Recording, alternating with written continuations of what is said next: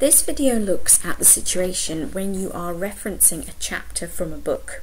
Sometimes we get some books and they've been written by lots of different authors who are all specialists, and then someone else has come together and edited the whole thing.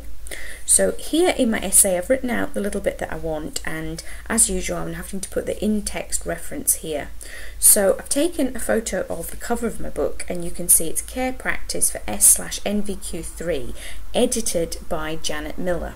So I can't say she's the writer of this here chapter, because if you look at the photo of the front of the chapter that I used and we scroll in a bit more, you can see actually there was 4 writers for this. There was Janet Miller, but there was also Sylvia Brewer, Margaret Crompton and Robin Jackson. So we need to represent all 4 of them and be honest that there was more than just one person that wrote this. The other thing also is, because there's 4 names, we're not going to put 4 names here in the in-text reference because that really is too many. So instead we put the first name that shows up, and then we write this et al. And that's just letting you know that there were other writers, but we haven't got space to put them all in. Now this is a photo of the cover on the inside, so I've turned the book open and I've photographed the inside bit to tell me when it was published and who by. So you can see just there on the left hand side it says published 2005. So we know that that's when this book was published because we need to put the date next to the writer there. So we've got Miller et al. So there's Miller and 3 other people, and it was 2005. And then as usual we go to neilstoolbox.com that we've been using throughout these videos, but this time we're going to click on referencing a chapter of a book, because it's slightly different from referencing a book where it's just one writer or a few writers for the whole publication. So now when we go down here in author, we actually want the names of the people that wrote the particular chapter we've been using. So I'm going to have to put them in the order that they come here. So it would be Miller, comma, J, capital J, dot, and then another comma, Brewer, comma, capital S, dot, another comma, Crompton, comma, capital M, dot, and then finally the and symbol, and then Jackson, comma, R, dot. It's quite important to keep that order because that's the order of seniority in the team that put this together. We also need the title of the chapter, so it's really handy on the left hand side. I've got my photo of my chapter there, so I can just type that out: Implementing Care Plans, Approaches to Helping and the Promotion of Wellbeing. And then the title of the book itself, so I'm going to go back into my photo of the front cover, and there I can see it's Care Practice for S/NVQ3. So I'm going to put that in here so somebody would be able to find this exact book.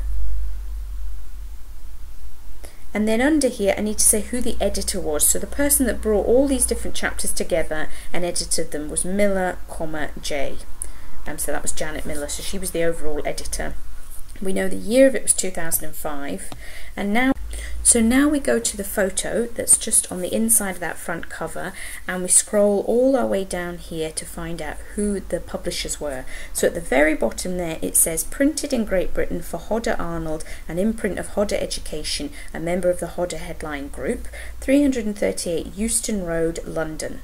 So we know that that's where this publisher is based, so we need to put place of publication London, and then the publisher itself, I think I would put that down as Hodder Education. That's the overall company that published this book.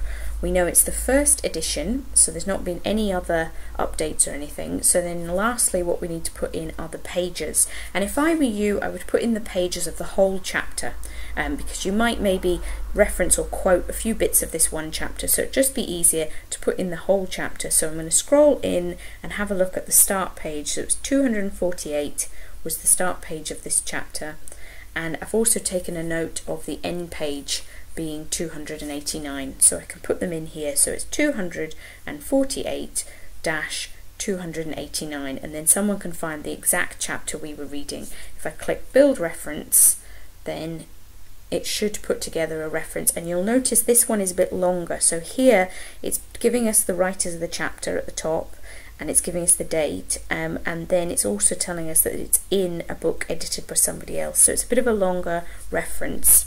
I need to keep that my alphabetical order, so M is going to go between A and N, so I've made a little gap there, and then I've right clicked and pasted in Miller J, Brewer S, Crompton M and Jackson R.